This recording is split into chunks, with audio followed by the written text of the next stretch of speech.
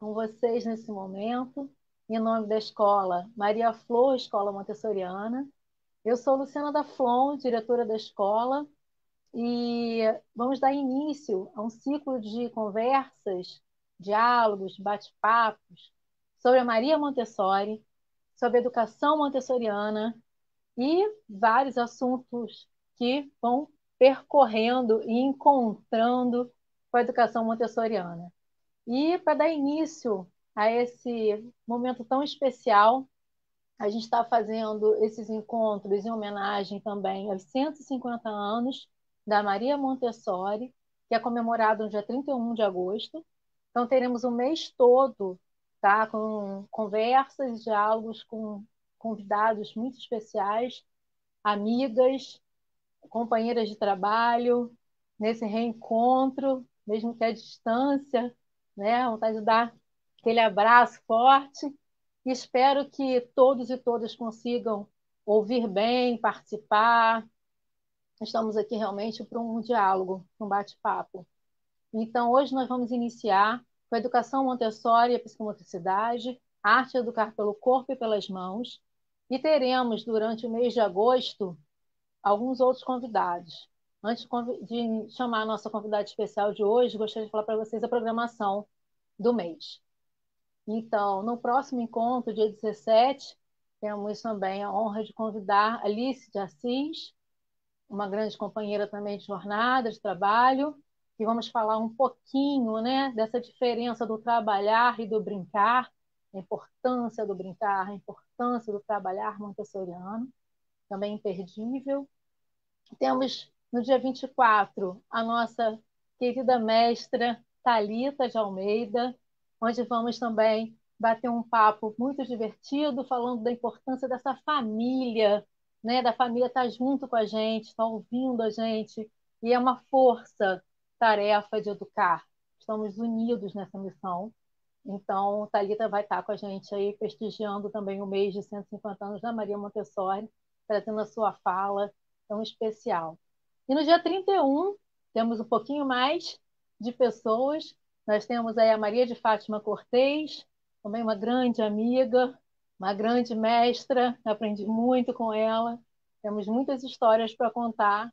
E a Nádia Soteiro, que também é uma grande amiga, também temos histórias para contar, com a mediação do Daniel Gomes, um professor montessoriano também, que vai estar conosco.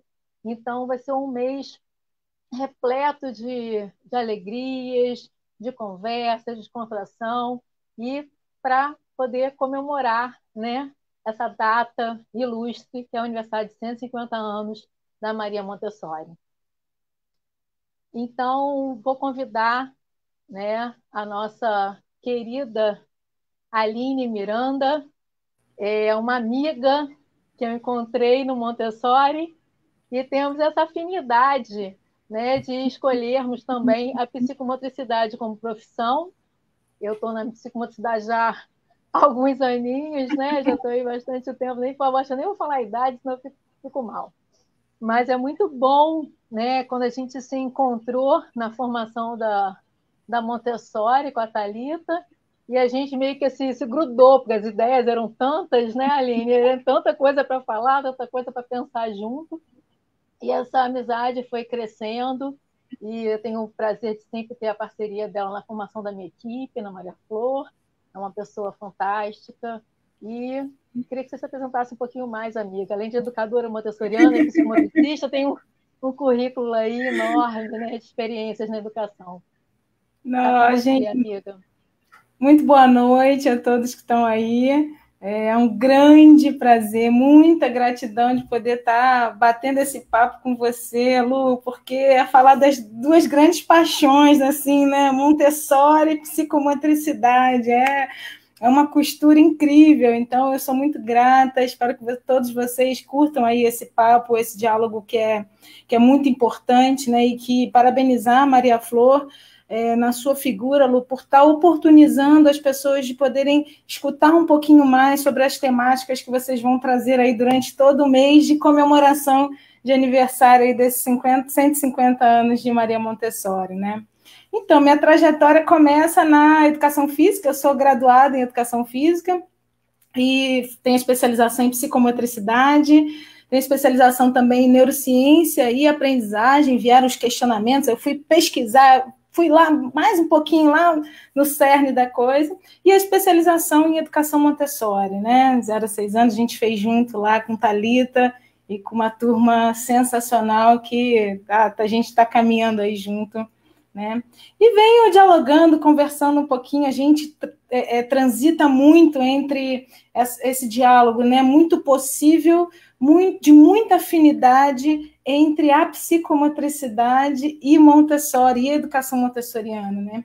E a psicomotricidade, né, Lu, se a gente parar para pensar, você tem mais anos de trajetória aí do que eu, é uma ciência, né, que agora está regulamentada, é uma profissão, né? Não somos mais aí clandestinos, não somos mais, né, psico quê, né? Então, é uma ciência que hoje é regulamentada, é uma profissão, estamos aí num trânsito muito importante, né, dessa profissão, e que ela precisa ter esse olhar e essa dimensão.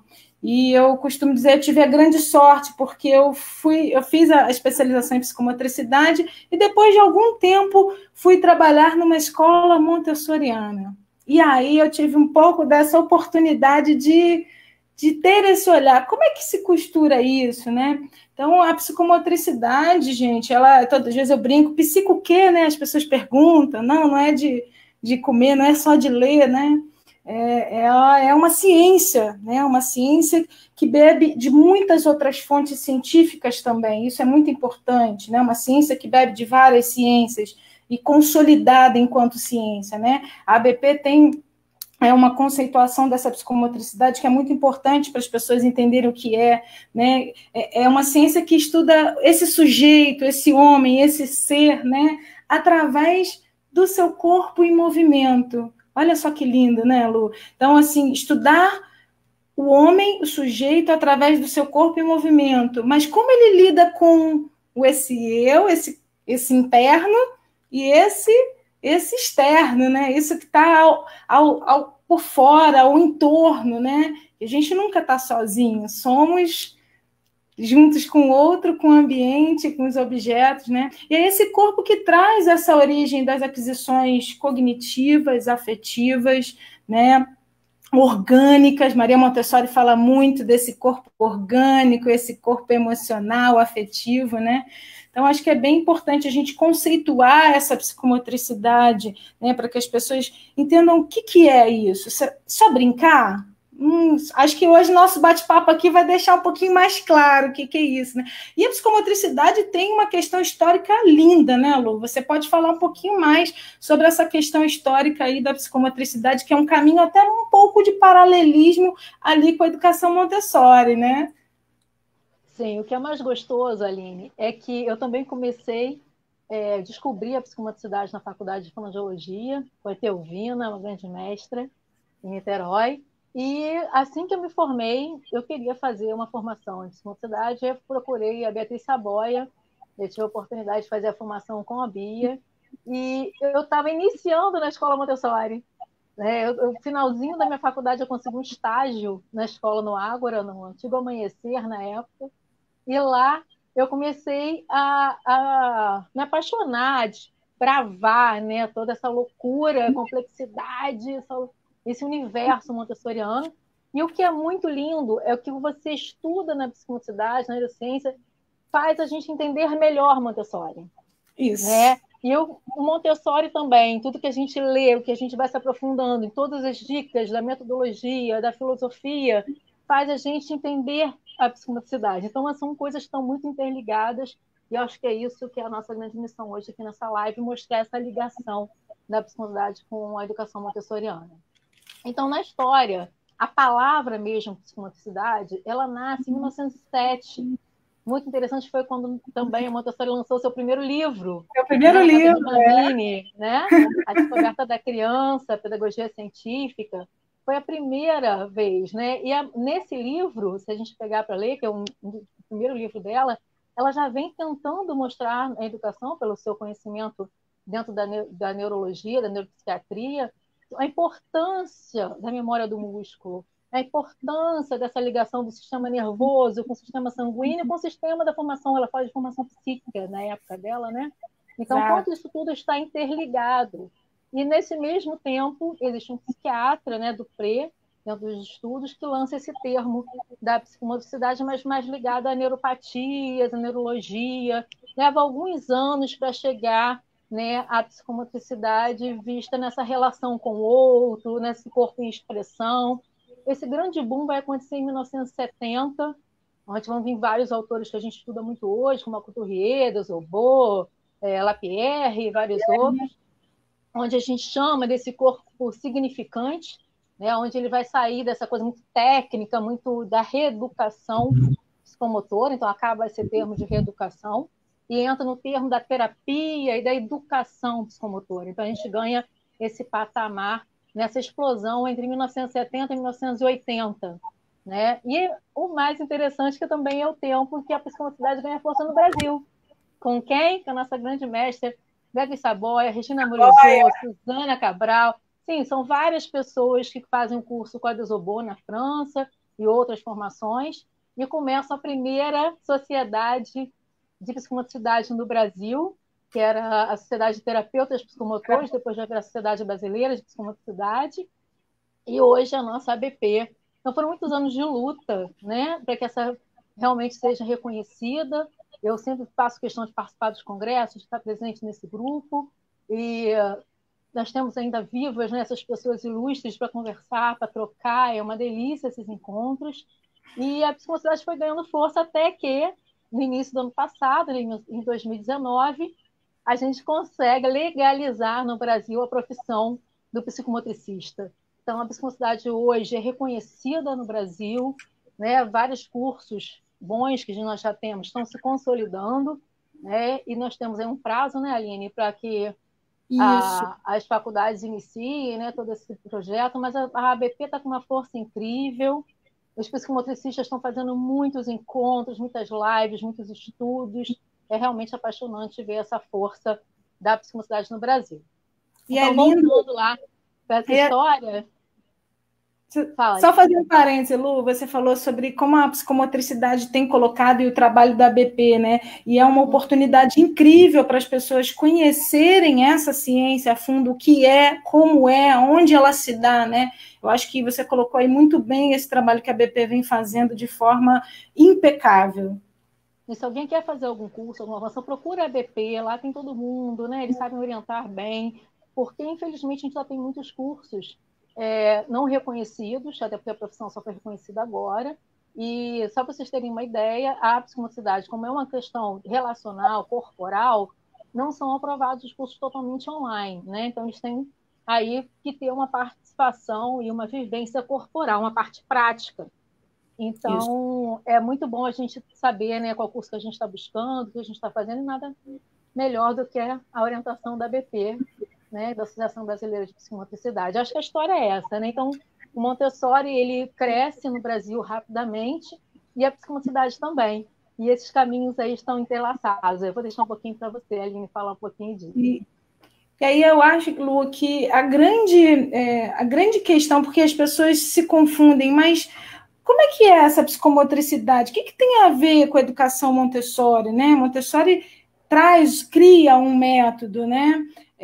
Um método baseado numa das coisas que eu acho fundamental, que mais se parecem e dialogam com a psicomotricidade, que é a livre escolha, que é a livre opção, que é o livre movimento, né? Então, quando a gente traz a questão da psicomotricidade, a gente precisa diferenciar um pouquinho entre o que é o desenvolvimento motor, né, o trabalho de habilidades motoras, e o que é a psicomotricidade.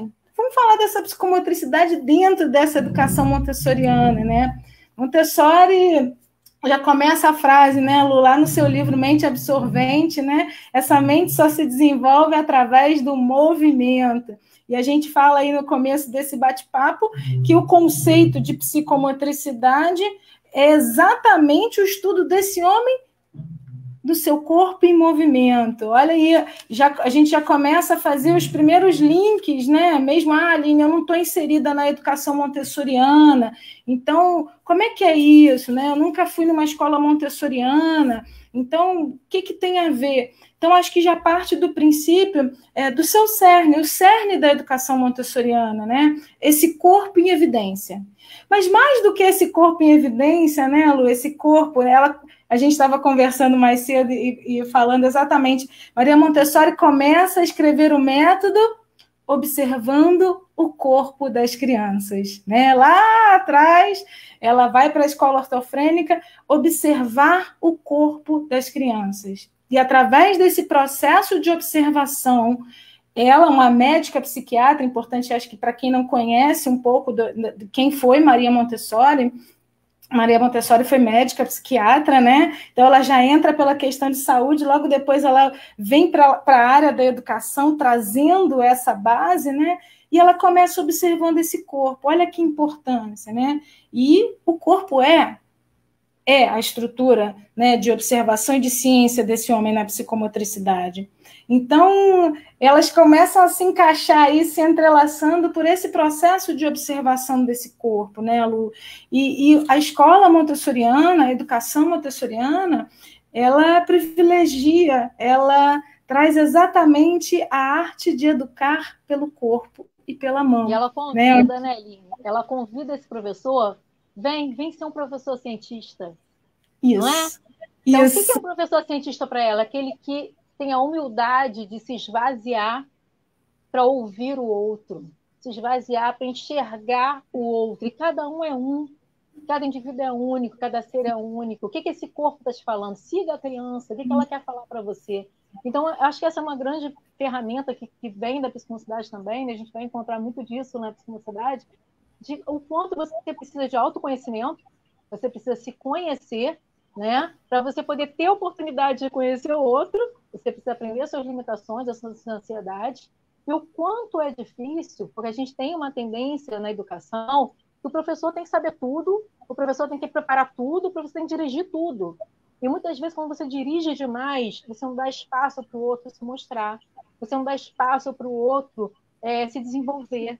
Então, ela vem quebrando todo esse paradigma, né, que o professor sabe tudo, que o professor vai dirigir tudo, e dando espaço, não só o espaço emocional, o espaço do corpo, como o espaço físico. Isso. As salas eram muito pequenas, muito apertadas, muita carteira, a criança ficava muito estática, muito parada, e a Montessori, por estudar todo o desenvolvimento infantil, né, Gesell, Matuda e vários outros autores, Segan e Tarr, ela se fundamenta em vários médicos, e ela consegue mostrar para a gente que existem esses períodos sensíveis em que as salas têm que ter espaço. Tem que ter chão, tem que ter tapete, tem que ter água, tem que ter planta, tem que ter natureza. Ela traz uma sala de aula, uma estrutura física de uma escola totalmente diferente, em que a criança vai poder ter o quê? Você acabou de falar. A livre escolha, livre opção, livre movimento, né? Que vai permitir, porque você colocou uma coisa importante, né, Lu? Quando Montessori abre o olhar da observação, né, e que ela coloca para a gente que esse professor, esse adulto, tem que estar preparado para esse olhar, a gente vai para a psicomotricidade entender o que é a relação. Eu entendo que são duas coisas diferentes. Quando você traz a psicomotricidade, ela acontece somente através do movimento espontâneo, né? Isso é importante a gente trazer também. O trabalho do corpo e da movimentação corporal através do movimento espontâneo, ali você consegue ter o olhar para esse sujeito, para essa criança, das suas construções psíquicas, dos seus medos, das suas angústias, das suas conquistas, né? E aí Montessori traz um sistema todo voltado, permitindo a essa criança ter a livre movimentação. Então, a criança, ao escolher o material, ela está trazendo ali escolhas internas, né, muito importantes, que cabe a esse professor estar olhando exatamente o que ela está te dizendo com a escolha, de que maneira que ela está usando aquele material.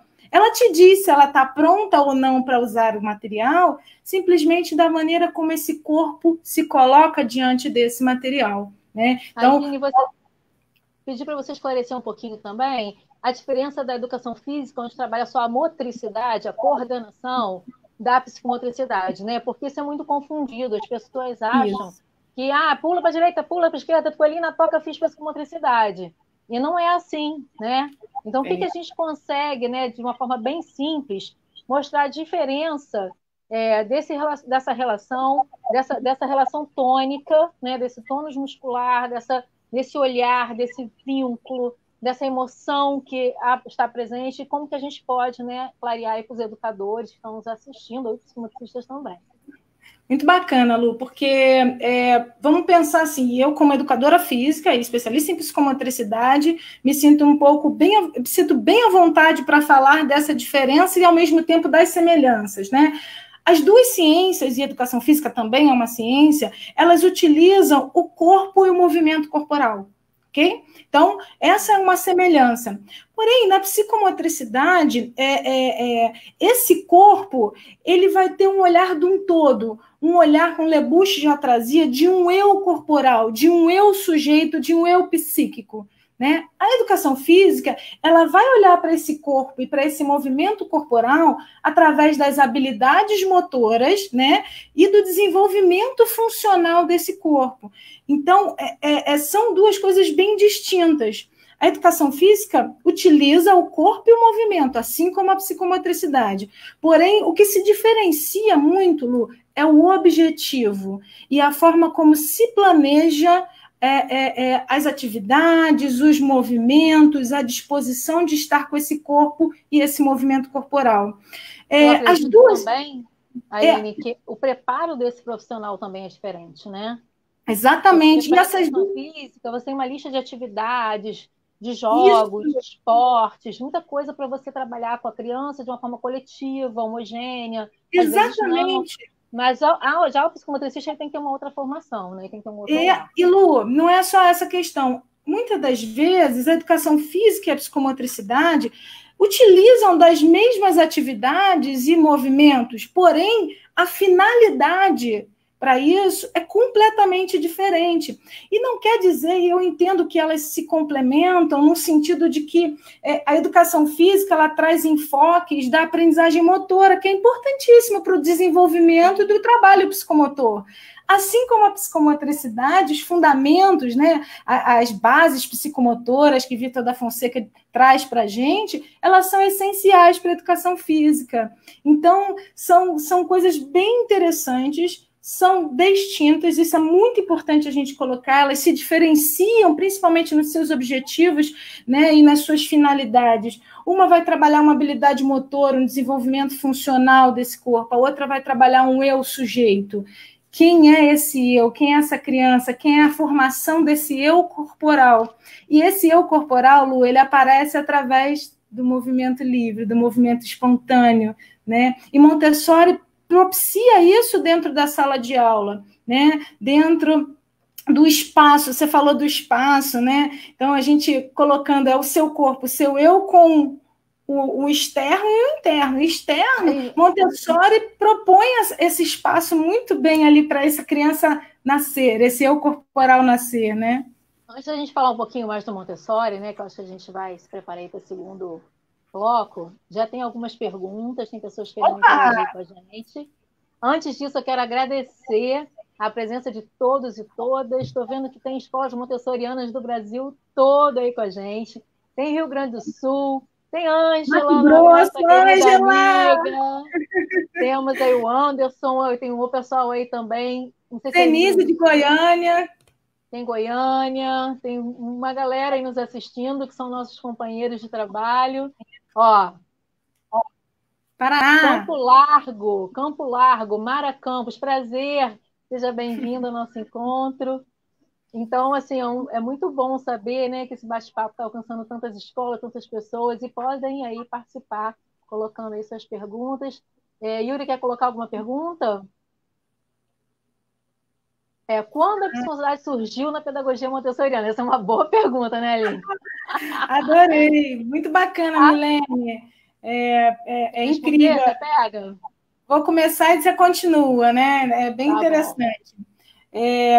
A Luciana colocou a questão histórica, né? E se a gente parar para pensar, elas surgem em termos científicos, com uma terminologia, às vezes, um pouco mais da área da medicina. Mas se a gente pegar todas as literaturas de Maria Montessori, desde a pedagogia científica, a mente absorvente, à criança, ela traz o conceito da psicomotricidade dentro da pedagogia.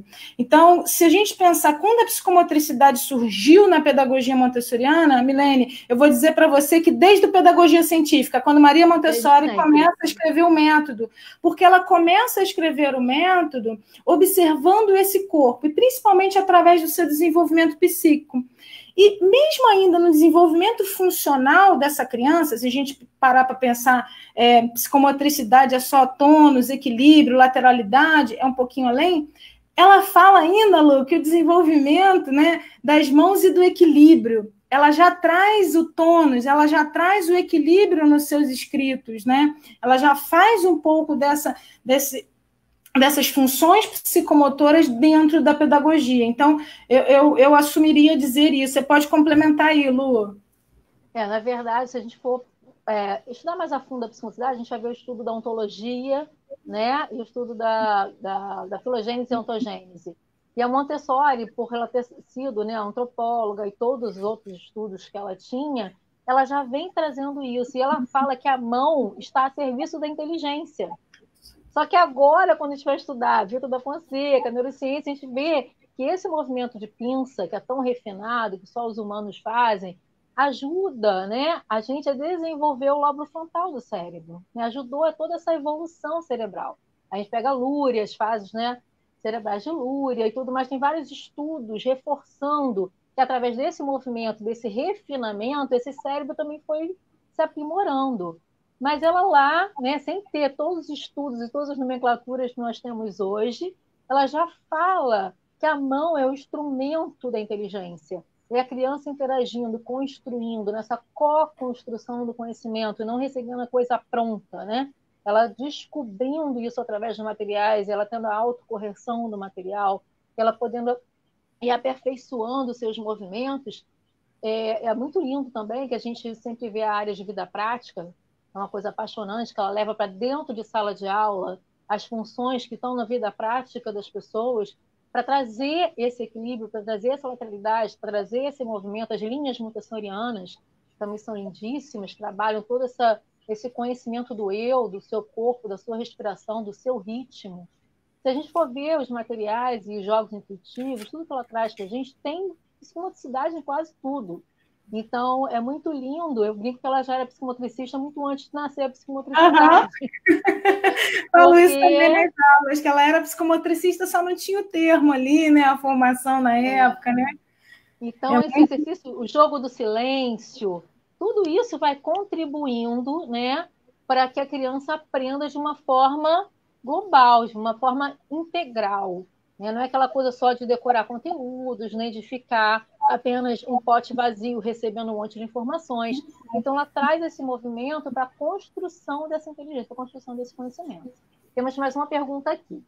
O conhecimento da neurociência contribui para a psicomotricidade? Então, Suzane, vamos lá. Não só contribui, como fundamenta, e hoje também fundamenta a educação montessoriana, né? Montessori.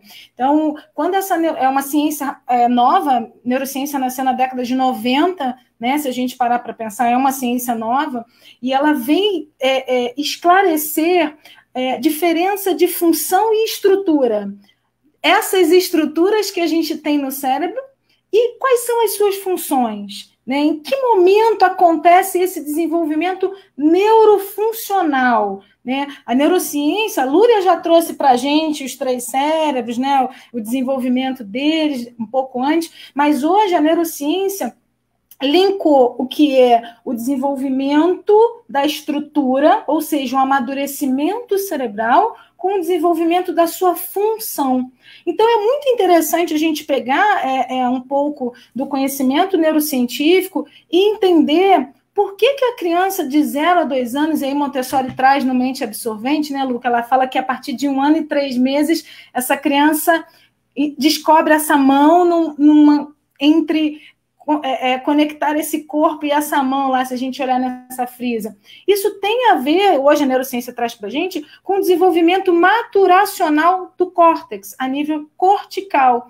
Então, por que uma criança está ali descobrindo o seu período sensível? Por que Montessori trouxe, né, 0 a 6 anos? Hoje a neurociência também traz esses elementos aí para a gente. Então, a neurociência não só se linka e costura dentro dessa psicomotricidade, né? Se a gente parar para pensar desde as bases psicomotoras, que elas têm as suas fases corticais.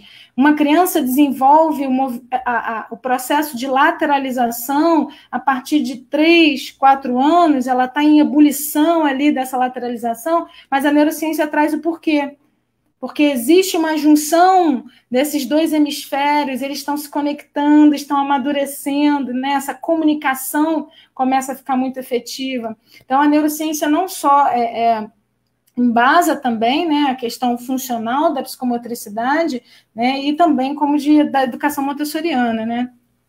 O que me apaixona muito também, Aline, quando a gente vai estudar a parte de neurociência, a importância que eles dão aos sentidos, né, os canais sensoriais até 6 anos, nessa neuroplasticidade, no maior momento do cérebro está se organizando, e a Montessori ela tem as estantes de sensorial exatamente até 6 anos em sala de aula. Então, assim, não é mera coincidência.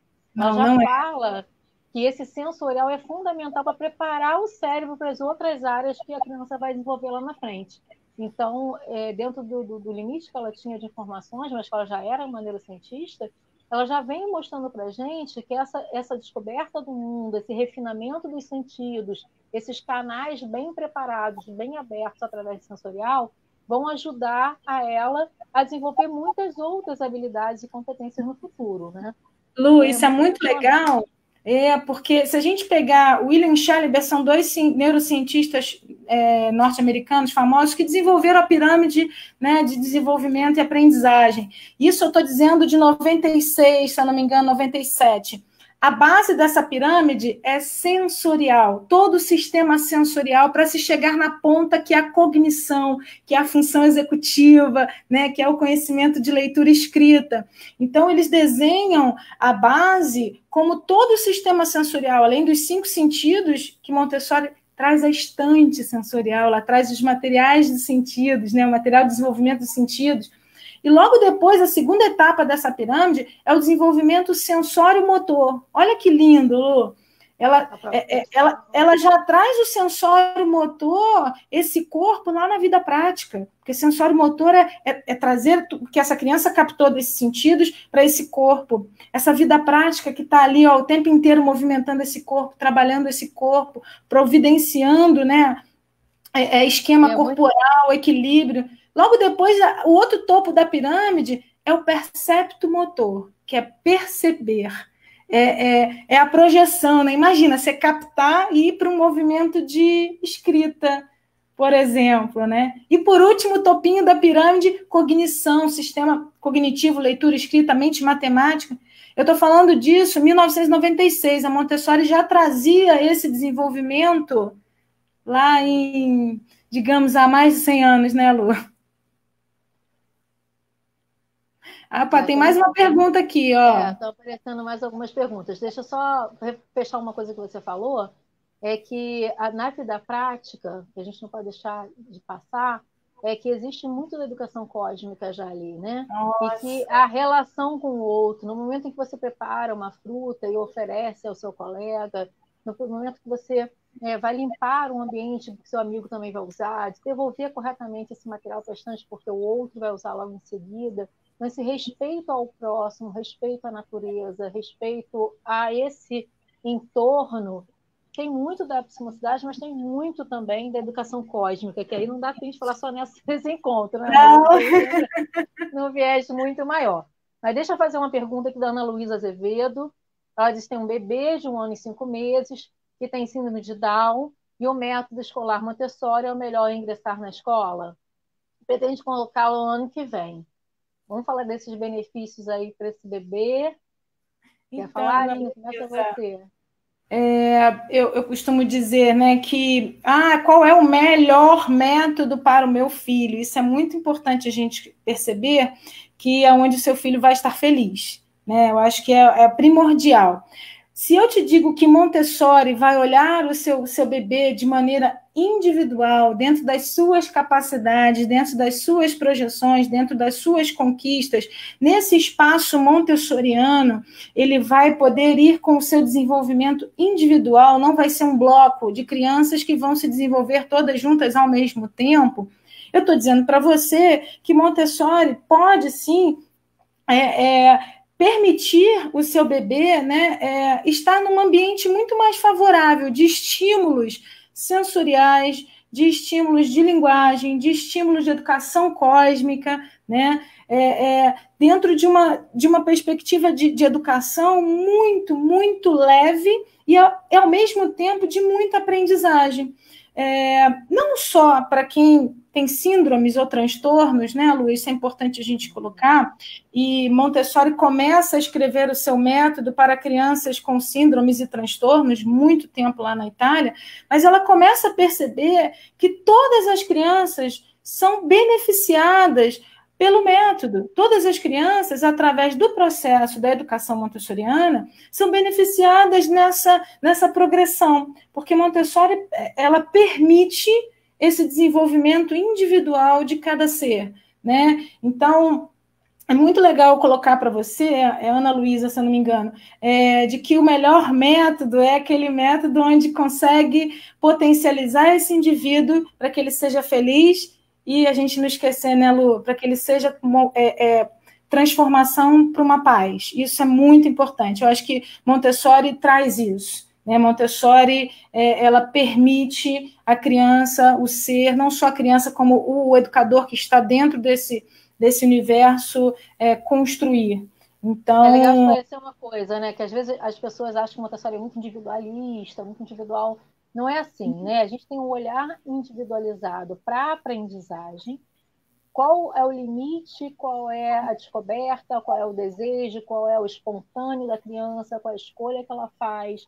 E ali a gente vai convidando, a gente vai, né, fazendo essa orquestra. Mas existem muitas questões coletivas, existe muito como lidar com o próximo, como agir na minha sociedade, como ser o responsável socialmente dentro da minha escola, dentro da minha turma, dentro do meu contexto. Então, essa relação, né, isso é muito legal, porque também vem da psicomotricidade, a importância do respeito e das relações. Então, essa relação corporal, também é muito legal colocar para quem não conhece a educação montessoriana, a gente tem ambientes preparados, como o Cantinho da Boneca, né, e vários ambientes que são ambientes preparados com recursos, com brinquedos, com miniaturas do mundo adulto, em que a criança vai agir livremente. Ela vai ter a liberdade de fazer o jogo simbólico, de fantasiar, de representar a sua família, mostrar os seus medos, suas angústias, seus fantasmas. Então, você tem um ambiente preparado para que a criança possa, através desses objetos, desses recursos, também explorar o seu corpo, explorar as suas relações, sua relação com o outro, é muito lindo, né? Ainda mais ela na época dela, que era uma época pós-guerra, né? E ela pensar nesse ambiente preparado para que o gesto espontâneo, para que o jogo, né, o brincar espontâneo aconteça de uma forma natural, mas que com estímulos, né, com recursos para que isso aconteça. E assim como você falou, já no outro bloco? No segundo bloco, estamos começando vamos para o próximo bloco. Sim, vamos lá.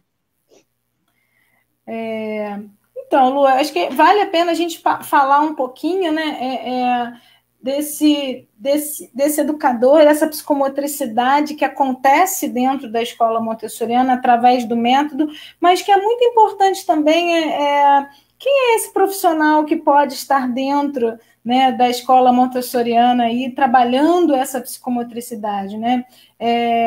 A arte de educar pelo corpo e pelas mãos. A gente já colocou um pouquinho aqui nesse bate-papo o quanto Montessori e psicomotricidade conversam, dialogam, cantam juntas, né?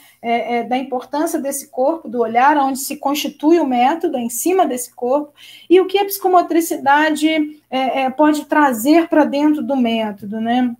acho que é importante a gente colocar que você trouxe dentro da pergunta, da última pergunta, você falou da questão do grupo, né? As pessoas têm a questão de que Montessori é muito individual, a gente vai ter esse olhar, assim como a psicomotricidade é um olhar do indivíduo. Quem é esse indivíduo? Quem é esse ser que está se desenvolvendo? E quem é esse ser que vai precisar de bases psicomotoras sólidas para chegar numa cognição, né? E que a atividade, às vezes, em grupo, permite essa criança mostrar ali aonde está, né, uma lacunazinha de um esquema corporal, né, uma lacunazinha que ficou ali dentro da questão da lateralização, né? Então, você falou da questão do grupo, eu gosto muito de abordar, né, porque às vezes as pessoas perguntam, mas como é que você faz psicomotricidade, então, na escola montessoriana, se tudo dentro da escola é psicomotricidade, né? Eles vão ficar pensando, poxa, mas como é que é isso? Então, sim a questão das atividades, da diferenciação dessas atividades, proporcionar a essa criança estar com o outro, né, perceber o seu corpo, perceber o corpo do outro, perceber o espaço. E aí a gente teria uma outra live para falar da educação cósmica, que entra aí um pouquinho, né? Perceber quem é esse sujeito, né? Então, quando você identifica o outro, né, e o Winnicott já trazia, né? A gente só se torna sujeito porque existe o outro sujeito. A gente só se torna o eu, né, porque o outro eu nos dá a condição, né? E a psicomotricidade, ela traz muito disso, né, Lu? A gente só adquire o nosso corpo próprio, né, através do outro, do corpo do outro, né? E cada um chega com a sua história, né, com a sua bagagem, com a sua vivência, com as suas dores, suas frustrações, tudo somatizado nesse corpo. E muitas das vezes, com a imagem corporal, que precisa ser mais trabalhada, mais compreendida, e ele também precisa viver esse corpo para construir a sua imagem, a sua consciência corporal. Então, essas linguagens, né, essa especificidade, né, ele requer também um conhecimento melhor, né, um estudo melhor de um psicomotricista. Então, eu acredito no psicomotricista dentro da escola Montessori, acho fundamental esse olhar, não são todas as escolas que têm, né, mas pelo menos que comecem a buscar, até mesmo para trabalhar o corpo do professor, né, que o professor montessoriano, ele trabalha no chão, ele trabalha na relação, ele trabalha no toque, a Montessori mesmo fala, né, que a criança lê muito mais os gestos do que ela está falando, do que as palavras que estão saindo de sua boca.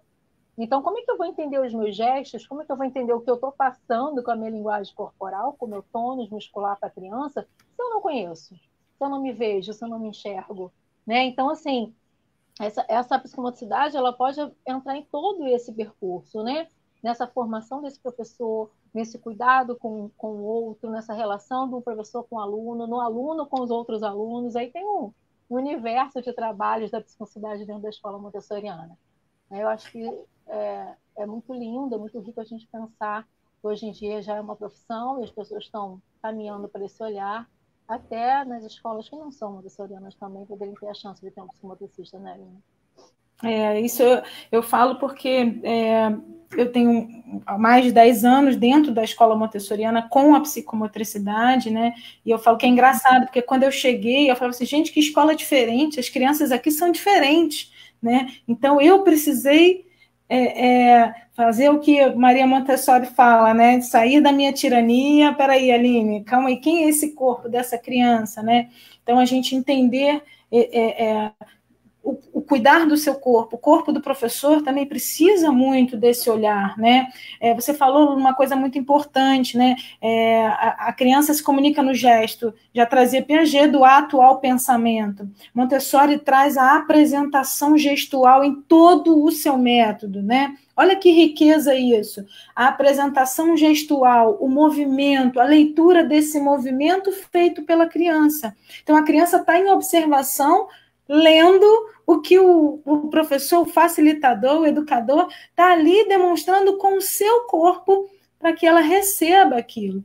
Então, tem uma interação corporal muito importante. Então, quando você trouxe a temática, né, a arte de educar pelo corpo, pelas mãos, é a gente pensar que esse corpo está em comunicação o tempo inteiro, né, isso é psicomotricidade, quando a gente traz o pelas mãos, porque tem gente que acha que Montessori é muita coordenação fina, né, Lu? Fala assim, mas lá só faz para que se afina, só mexe com a mão, né? Maria Montessori traz que a mão é o órgão da inteligência, né? Não é à toa que se a neurociência se baseou também, quando a gente vai estudar lá o homúnculo, né? Tem lá aquela mão toda. Então, é muito interessante a gente perceber que esse corpo, e aí eu faço um questionamento para todo mundo que está aí nos assistindo, para parar e pensar que tudo que a gente aprendeu até hoje, tudo, para e pensa aí, tudo que você aprendeu até hoje, se não foi pela via do corpo. Quem falar ali, não aprendi isso pelo corpo, leva a chave do meu carro, pode levar. Eu não tenho carro, eu tenho bicicleta, Lu, mas tá valendo. Aline, mas é muito legal. É só parar para pensar. Né? Tudo que a gente aprendeu até hoje entra pela via corporal, né? E se tornar um sujeito, essa criança que brinca, essa criança que constrói o seu eu psíquico, esse eu corporal, e Montessori privilegia isso, escreve sobre isso, cria um método com base, observando esse corpo, para que esse corpo entre em ação, para que esse corpo não só entre em ação, mas entre em ação de forma espontânea. Uma vez a Márcia Righetti, assistindo a Márcia, ela teve uma fala muito bonita, dizendo que não tem nada mais lindo, né, do que digno para uma criança do que você trazer a livre escolha, a livre opção, né? É de uma grandeza, de uma formatação linda, né? E quando você me lembrou também a live que a gente assistiu do Alcoturrier, a gente teve essa honra, né, de poder assistir o nosso mestre da psicomotricidade, que é o Alcoturrier, e ele falou, né, a gente fizeram várias perguntas sobre pandemia, sobre o que a gente está passando hoje em dia, e ele foi simples em dizer, deixa eu brincar espontâneo, chega de dirigir a criança, vocês querem dirigir a criança o tempo inteiro.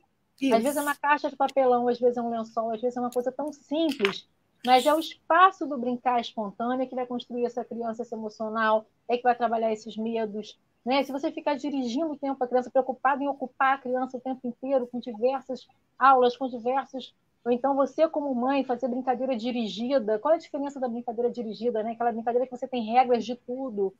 A criança não pode sair, fantasiar, não pode criar uma outra, não faz de conta. Então, deixa a dica aí para as mães também que estão assistindo, brincar de cabaninha, brincar de rasgar papel, brincar de fazer brincadeiras de caixa de papelão, deixa ele inventar o que ele quiser com aquela caixa. São coisas, às vezes, tão simples. Tão simples. A Márcia Righetti está te ouvindo. Você falou dela, ó. Ela mandou um beijo aí para você. Um beijo, acabei de falar de uma citação sua. E Lu, olha que vem trazendo, e eu brinquei exatamente isso. Cara, e Montessori já fala isso, né? Ela diz que respeita a criança, dá tempo para ela ser criança, dá tempo para ela inventar o que ela quer, né? Então a gente fica tão preocupado, às vezes, de dirigir o tempo inteiro, né? Com o professor, a mãe, e muitas das vezes... Mas essa relação é importante, né, Aline? Não é também só dar a caixa para ela e sair fora.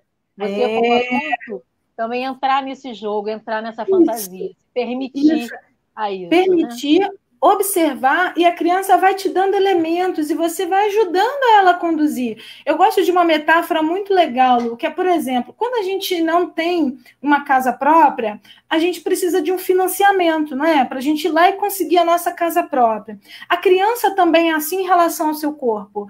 Ela precisa do financiamento do corpo do outro para conseguir se estabelecer o corpo próprio. E esse outro, muitas das vezes, é o educador que está ali, é o professor. É claro que os pais, a família, né? Mas muitas das vezes esse educador. Então, se ela não consegue encontrar esse financiamento ali na brincadeira da caixa, ela pode se perder um pouquinho e muitas das vezes ficar em angústia, não conseguir um prazer que poderia estar ajustando essa brincadeira, né?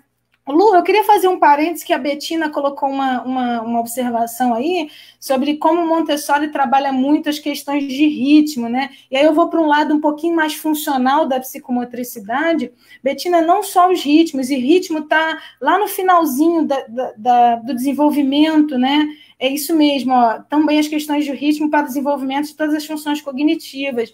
Excelente, Betina, não só como ritmo, como ela traz desde o primeiro fator, que é tônus. Montessori, quando coloca as crianças no chão, ela permite que esse corpo estabeleça um tônus e um equilíbrio ali funcional. Quando Montessori arruma essa sala e deixa essa criança livre para esse corpo transportar objetos, ela permite a essa criança um ajuste tônico diante do que é leve, o que é pesado. Ela permite ajustes corporais. Isso eu não estou nem falando do tônus de emoção, né, Lu? Que ele é uma grandeza incrível. Então, a primeira base é o tônus e logo depois equilíbrio. O terceiro degrauzinho é lateralização. Gente, tem coisa mais linda do que uma sala montessoriana que tem uma estante aqui, outra ali, outra aqui. Essa criança precisa ver o espaço, ela precisa ter noção de grande e pequeno, alto e baixo. Está tudo nos materiais, né, Lu? Está tudo nos materiais. Até mesmo no varrer a sala, né? No varrer a sala. A gente acha que é só higienizar. Não é só higienizar, ela tem uma missão ali por trás de orientação espacial temporal, né?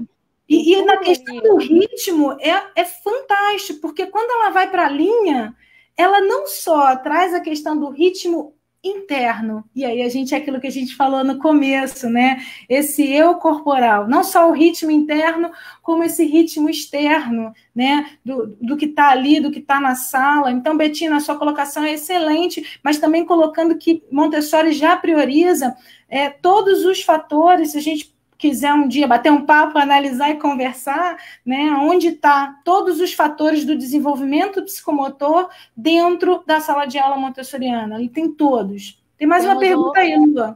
Temos uma outra pergunta que é bem atual, né, do que a gente tem visto aí na mídia, na televisão, né, do racismo, que está, né, cada vez mais a gente começa a enxergar quanto ele está presente no dia a dia das crianças, das pessoas. E é muito interessante que ele pergunta como fica a psicomotricidade em relação aos problemas relacionados ao racismo e aos corpos pretos. Né? Então, a gente entra aí no viés da consciência e da imagem corporal, né, Aline? Quanto a psicomotricidade trabalha isso, né? É muito interessante, eu não vi o nome, mas eu agradeço a pergunta, porque há mais ou menos 3 semanas atrás eu estava num evento da psicomotricidade de corpos pretos que a ABP fez, Lu, e a gente estava numa discussão linda sobre isso. Isso. Inclusive, daqui a pouquinho, mais tarde, vai ter uma live pela ABP. 8 horas. Isso, com Ângela Bretas e Cláudia Queiroz, falando exatamente sobre psicomotricidade e corpos pretos.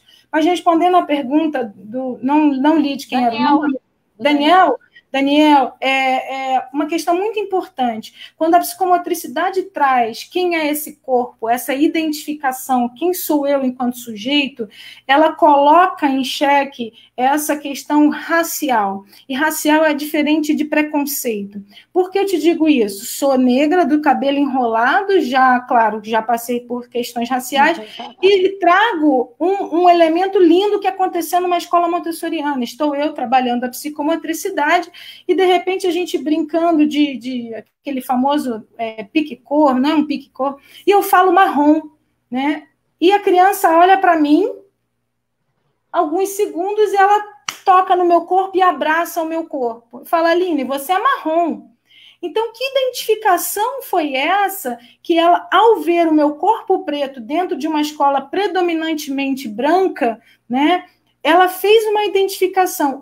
O meu corpo preto precisa estar na escola, seja ela qual for, montessoriana ou qualquer outra, né? Para que todo mundo tenha a vivência, a relação, a oportunidade de estar com esse corpo preto, né? E a partir daí perceber que esse corpo preto ele tem as mesmas emoções que o outro, mas trabalhar, sim, a ancestralidade desse corpo preto. Então, acho que a psicomotricidade permite e precisa, sim, estar dialogando com as questões raciais, e como a gente tem em foco o corpo, a gente precisa costurar e abordar um pouco mais, né, essa questão. Foi daí que partiu uma grande vivência, a partir dessa leitura da criança, Lu, a gente fez um programa interessantíssimo, a trouxe uma semana inteira de vivências corporais, de culturas afro-brasileira, e comida, dança, o corpo, trouxemos as pessoas que eram negras, pretas para dentro da escola, e aí se constrói esse diálogo. Acho que isso é Eu ia importante. falar isso. Esses pequenos cuidados, o educador tem que ter sempre, né? Eu Isso. falo, desde quando eu comecei a coordenar lá atrás, no Ágora, o banho do bebê, sempre tive a boneca negra, sabe? No banho do bebê. Eu sempre tive a literatura, né? A Afro, com origens das etnias, diferentes etnias, não só afro, mas como as indígenas e tudo mais. Isso tem que ser normal, isso tem que ser natural. Isso não pode ser apenas um evento do Dia da Consciência Negra, tem que ser uma coisa natural. Tem que estar dentro da Nossa escola. realidade, tem que estar Tem dentro que da estar escola. dentro da E escola o tempo torcer para ter inteiro. mais crianças e mais pessoas negras dentro desse ambiente, porque é muito Isso. ruim quando você fala, né? Quando eu olho para a minha escola também, eu conto nos dedos quantas crianças negras eu tenho. Então, assim, a gente tem que estar lutando para essa transformação, né, social, e que a gente possa ter isso como naturalidade, né? Como uma coisa que realmente pertence à nossa história, pertence ao nosso movimento, né? Temos uma outra pergunta. Como Opa. implementar as novas tecnologias educacionais sem perder a base montessoriana? Esse é um grande desafio que a gente está tendo. Eu gosto dessa, né? Porque a gente já está passando por esse desafio, né? E eu vou voltar um pouquinho atrás, que quando as pessoas iam visitar a escola, né, para conhecer a escola, aí perguntava assim, mas não tem computador? Mas não tem essa coisa científica, não tem. E a gente colocava, né? Aqui por si só tem ciência, né? Dentro desses materiais tem ciência, tem a informatização. A gente está passando por um momento de transformação muito grande, né? Por um momento de transição entre tecnologia, o que é tecnologia educacional, né, o que é realmente a tecnologia a favor dessa educação, e o que é realmente a necessidade dessa tecnologia. Então, acho que são duas coisas que a gente precisa repensar. Montessori é muito científico, Montessori é muito tecnológico, né? Só que ela é tecnologia no concreto, ela é tecnologia no palpável, no pegável, no corpo, no que está ali, né? A criança talvez descubra como se constrói uma caneca fazendo na argila, né? Mas ela também pode fazer aí hoje em dia nos programinhas, mas ela não vai tocar. Isso é muito importante a gente colocar. Montessori não fica atrás na inserção dessas tecnologias. Eu acho que a pandemia nos colocou isso à prova, né, Lu? A maioria das escolas montessorianas se uniram para fazer esse diálogo, essa discussão, essa volta até esse retorno pós-pandemia, como vai ser isso com material e toca, não toca. Eu brinco que a natureza permite diversas construções. A natureza... difícil para a gente, né, Aline? Porque a gente acredita na aprendizagem através das relações. Sim. A gente tem tentado fazer as relações através de ferramentas como o Zoom, Google Classroom, para que eles possam interagir de alguma forma, propondo atividades, projetos, pesquisas, não ficar só, né, naquela aula de repetição de conteúdo. A ideia não é sobrecarregar as crianças com conteúdo.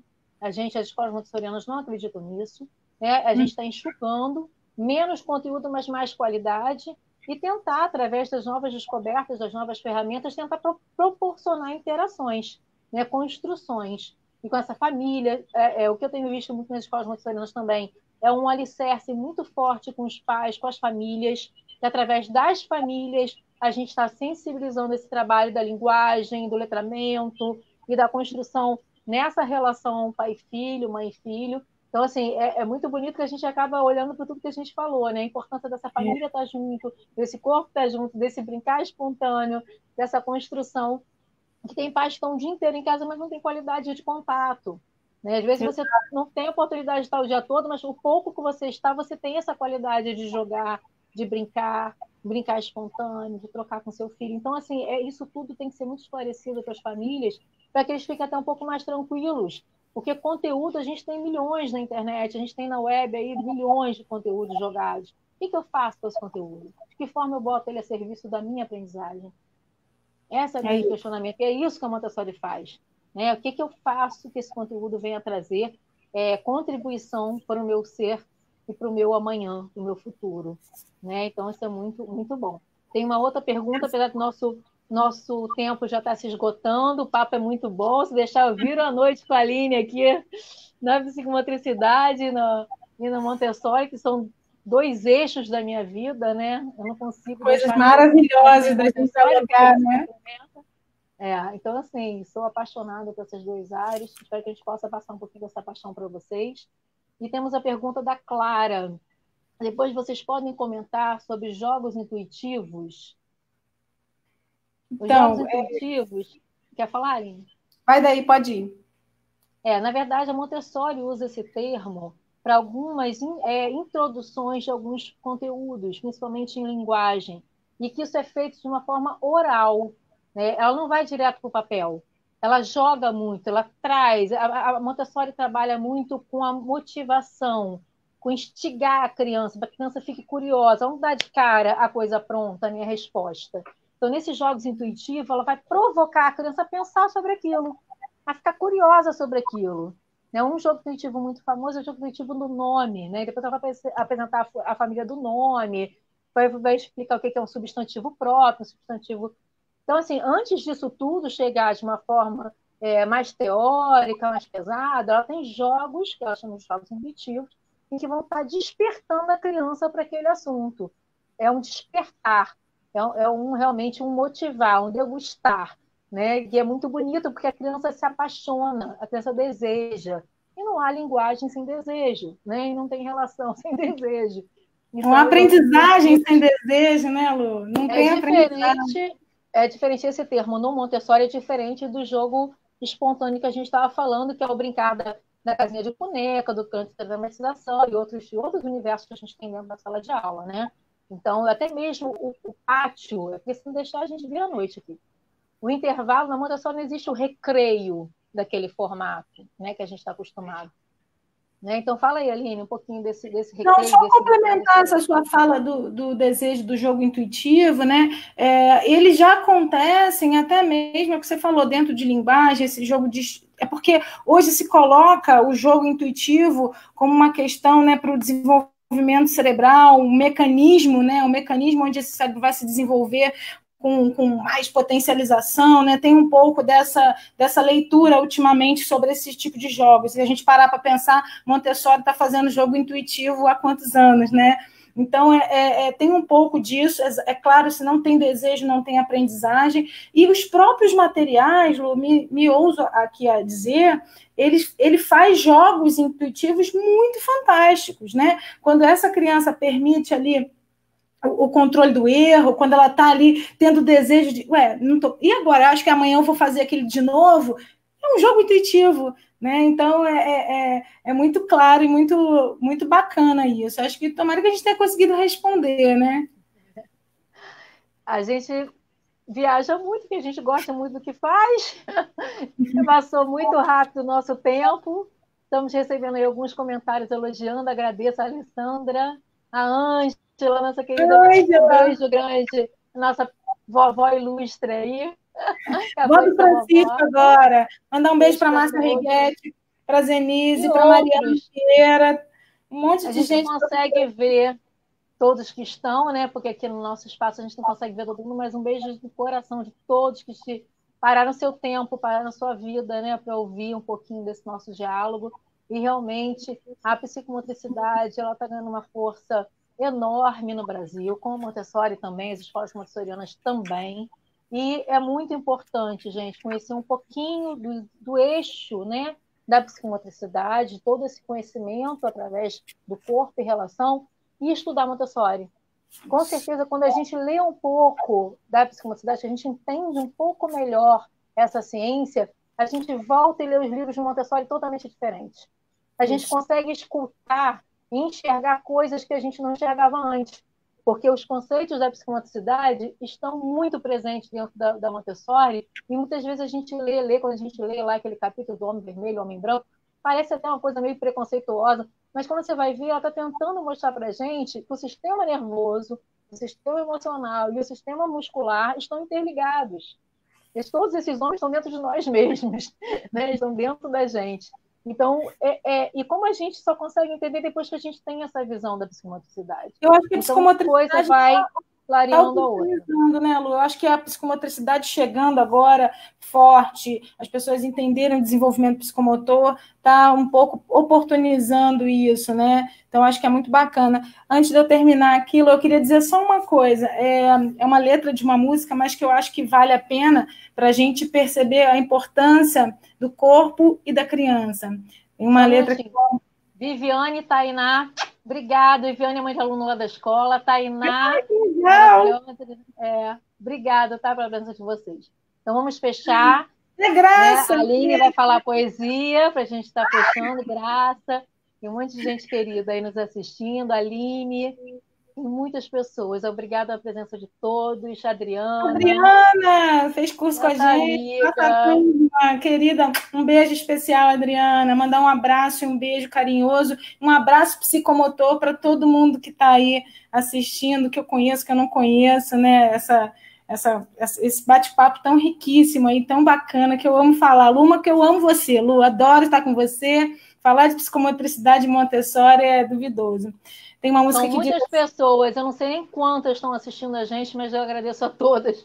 E realmente é muito gostoso conversar com você também, Aline. A gente sabe que a gente com saudade. Morrendo de saudades aí para a gente trocar um pouco mais. E como, né, a nossa estrada se cruzou aí com esses dois conhecimentos, que é a psicomotricidade e a Montessori. Temos muito trabalho pela frente, você sabe que nós estamos devendo um material aí para a Thalita, né? A gente vai desenvolver, vai desenvolver um trabalho para todos receberem esse material também. E fecha aí com a sua poesia. Quero agradecer a todos, quero agradecer a equipe que está por trás dessa live, o tio Yuri, tia Suzy, tia Milene, o Daniel. Tem toda uma estrutura aí para que isso aconteça, né? O carinho de todos que estão fazendo isso acontecer com qualidade, né? Obrigada, pessoal. Tem uma letra de uma música que eu terminar, eu vou falar da próxima live, tá, Aline?